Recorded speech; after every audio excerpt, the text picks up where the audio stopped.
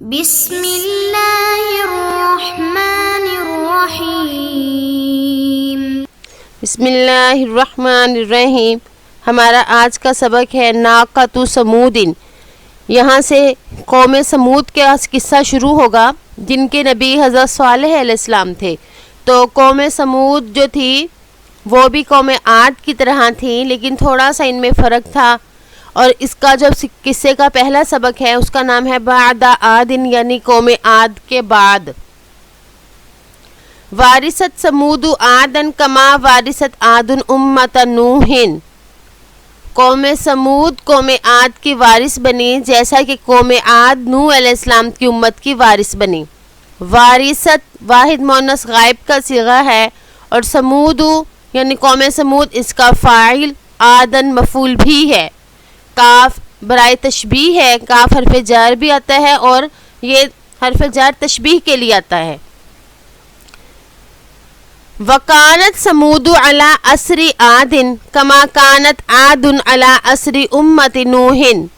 قوم سمود قوم عاد کے نشانوں پر تھی جیسا کہ قوم عاد نوح علیہ السلام کی امت کے قدموں کے نشانوں پر تھی۔ یعنی جس طرح قوم عاد جو ہے نوح علیہ السلام کی قوم کے پیچھے پیچھے تھی، نوح علیہ السلام کی قوم میں جو گناہ اور جو بت پرستی تھی، ایسے ہی قوم عاد نے بھی وہی بت پرستی اختیار کی۔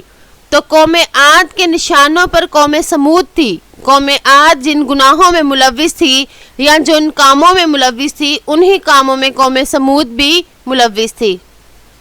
وَقَانَتْ أَرْضُ سَمُودَ أَيْضًا أَرْضًا جَمِيلَةً خَضْرَاءَ۔ اور قوم سمود کی زمین بھی بہت سرسبز اور خوبصورت تھی۔ فیہا بساتین وعیون وجنات تجری من تحتها الانہار۔ ان میں باغات، چشمے اور ایسے باغات تھے جن کے نیچے سے نہریں بہتی تھی۔ بساتین بستان کی جمع ہے، عیون عینن کی جمع ہے، جنات جنتن کی جمع ہے، اور انہار نہرن کی جمع ہے۔ تو یہ سارے جمع کے صیغے لے کے آئے کہ ان کی باغوں کی اور ان کی خوشحالی کی حالت کو بیان کیا کہ کس قدر خوشحال تھے، اور ان کے باغ اور ان کی سرزمین جو ہے وہ کس قدر خوبصورت تھی۔ وَكَانَتْ سَمُودُ كَعَادٍ فِي الْعِمَارَةِ وَالزَّرَاعَةِ وَفِي كَثْرَةِ الْبَسَاتِينِ۔ قوم سمود قوم عاد کی طرح ہی تھی آباد کاری میں، کاشتکاری میں اور بہت سے باغات میں۔ وَفَاقُوهُمْ فِي الْعَقْلِ وَالصَّنَاعَةِ۔ اور وہ عقل اور کاریگری میں ان سے بھی فوق تھے یا ان سے بھی زیادہ تھے، یعنی عقل اور کاریگری میں یہ قوم سمود قوم عاد سے بھی بڑھی ہوئی تھی۔ فَكَانُوا يَنْحِتُونَ مِنَ الْجِبَالِ بُيُوتًا وَاسِعَةً جَمِيلَةً وَيَنْقُشُونَ فِي الْحِجَارَةِ نُقُوشًا بَدِيعَةً۔ اور وہ پہاڑوں سے خوبصورت اور وسیع گھر تراشتے اور منقش کرتے ان پتھروں کو انوکھے انوکھے نقوش کے ساتھ۔ یعنی یہ پہاڑوں سے خوبصورت اور وسیع گھروں کو بناتے، پھر ان گھروں کو منقش کرتے، ان پر نقش و نگار کرتے، انوکھے انوکھے نقش و نگار پتھروں پر۔ تو وہ ایسے نقش و نگار ہوتے کہ دیکھنے والے کے لیے وہ انوکھا بھی ہوتا اور ایک نیا بھی ہوتا، کہ اس طرح کا کسی دیکھنے والے نے پہلے کبھی نقش نہ دیکھا ہوتا۔ وَقَدْ لَانَ لَهُمُ الْحَجَرُ بِعَقْلِهِمْ وَصِنَاعَتِهِمْ فَيَصْنَعُونَ بِهِ مَا يَصْنَعُ الْإِنسَانُ بِالشَّمْعِ۔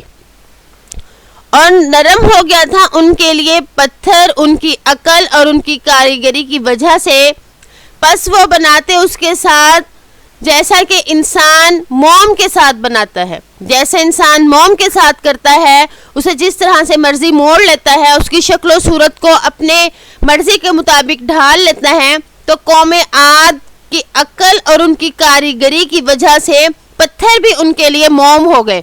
انہوں نے پتھروں کو بھی ایسے موڑا، ایسے ان سے گھر بنائے، ایسے ان پر نقش و نگار بنائے، گویا کہ پتھر ان کے لیے موم بن گیا۔ وَإِذَا دَخَلَ الْإِنسَانُ مَدِينَتَهُمْ رَأَى عَجَبًا رَأَى قُصُورًا عَظِيمَةً كَالْجِبَالِ كَأَنَّمَا بَنَاهَا الْجِنُّ ورأى أزهارا جميلة في الجدران كأنما أنبتها الربيع. جب کوئی انسان داخل ہوتا ان کے شہروں میں تو عجیب چیزیں دیکھتا. وہ دیکھتا بلند و بالا محل جیسے کہ وہ پہاڑ ہوں، گویا کہ انہیں جنوں نے بنایا ہے. اور دیکھتا خوبصورت پھول دیواروں میں جیسے کہ انہیں فصل بہار نے اگایا ہے. جب انسان ان کے شہروں میں جاتا تو عجیب و غریب چیزیں اسے حیران کن کر دیتی، کیونکہ پہاڑوں میں اتنے بڑے بڑے گھر بنائے ہوئے تھے، یوں لگتا تھا کہ ان گھروں کو جنات نے تعمیر کیا، انسانوں کے بس کا کام نہیں تھا ان کو بنانا. اور اسی طرح دیواروں پر ایسے خوبصورت پھول اگے ہوئے تھے، یوں لگ رہا تھا کہ بہار نے آ کے ان کو اگایا ہے، یعنی یہ پھول قدرتی اور اصلی ہیں، نہ کہ کسی بنانے والے نے ان کو بنایا ہے. تو اس پیراگراف میں ان کے گھروں کی، ان کے محلات کی حالت کو بیان کیا گیا کہ وہ کس قدر خوبصورت، وسیع اور منقش تھے، اور ان کے نقوش ایسے تھے جیسے کہ قدرتی ہوں. ازہار زہرتن کی جمع ہے. وقد فتح اللہ علی سمود برکات من السماء والارض. وقد فتح اللہ علی سمود ابواب کل شیء. تحقیق کھول دیے اللہ تعالیٰ نے قوم سمود پر آسمان کی اور زمین کی برکتیں، اور کھول دیے اللہ تعالیٰ نے قوم سمود پر ہر چیز کے دروازے. قوم سمود پر زمین و آسمان کی برکات اور ہر نعمت کے دروازے کھل گئے، یعنی ان کو بہت سی نعمتیں بہت سی فراوانی کے ساتھ ملی. فتح یفتح فتحن بمعنی کھولنا، واحد مذکر غائب کا صیغہ ہے. لفظ اللہ اس کے فاعل ہیں. اللہ حرف جر ہے، سمود مجرور ہے لیکن یہ غیر منصرف ہے، اس لیے اس کی جر بھی فتح کے ساتھ آئی. جادت لہم السماء بالامطار وجادت لہم الارض بالنبات والازہار. سخاوت کی ان کے لیے آسمان نے بارشوں سے، اور سخاوت کی ان کے لیے زمین نے نباتات اور پھولوں سے. یعنی آسمان اور زمین نے جو ان پر سخاوت کی وہ کس طرح سے تھی، تو بتایا کہ آسمان سخی ہوا ان کے لیے بارشوں سے، یعنی بارشیں آسمان نے برسائیں، بر وقت بارشیں ہوئیں، اور زمین نے کھیتی کو اگایا، پھول اگائے، تو زمین کی طرف سے یہ ان کے لیے سخاوت ہوئی. وجادت لہم، اور سخاوت کی ان کے لیے بساتین بالفواکہ والاسمار وبارک اللہ لہم فی الرزق والاعمار.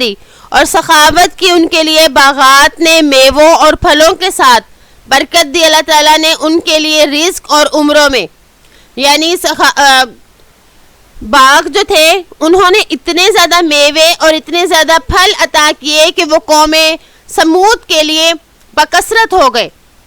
اور اسی طرح اللہ تعالیٰ نے ان کے رزق میں تو سخاوت کی ہی کی، بلکہ ان کی عمر میں بھی برکت کی. ان کے رزق اور ان کی عمر میں اللہ تعالیٰ نے برکت نازل کی، جس کی وجہ سے انہوں نے بہت سے کام کیے، بہت سے انوکھے کام، خاص طور پہ تعمیرات کے معاملے میں انہوں نے بہت بہت انوکھے محلات تعمیر کیے.